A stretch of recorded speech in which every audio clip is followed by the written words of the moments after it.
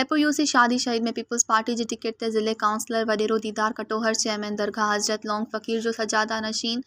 फ़कीर शेर Ali ॾेथो, wise chairman गुलबहार धारे जो समेत सॼो पैनल कामयाबी जी ख़ुशी में दरगाह लौंग फ़कीर ते कारकुन पारां ख़ुशी में झुमरियूं ऐं जिए भुट्टो जिए फ़कीर शेर अली ॾेथो जा नारा हणी रैली जी सूरत में दरगाह लौंग फ़कीर खां तक जे MNA डॉक्टर सैयदा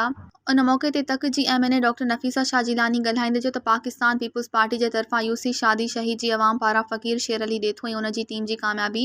यूसी जी अवाम जी कामयाबी आहे। उन मौक़े ते डिस्ट्रिक्ट मेंबर वडेरो दीदार कटोहर ॻाल्हाईंदे चयो त असां यूसी शादी शहीद जी अवाम जा शुक्रगुज़ार आहियूं जंहिं पंहिंजो कीमती वोट ॾेई असांखे कामयाबु कयो। यूसी शादी शहीद जे चेयरमैन फ़कीर शेर अली ॾेथो ॻाल्हाईंदे चयो त पाकिस्तान पीपल्स पार्टी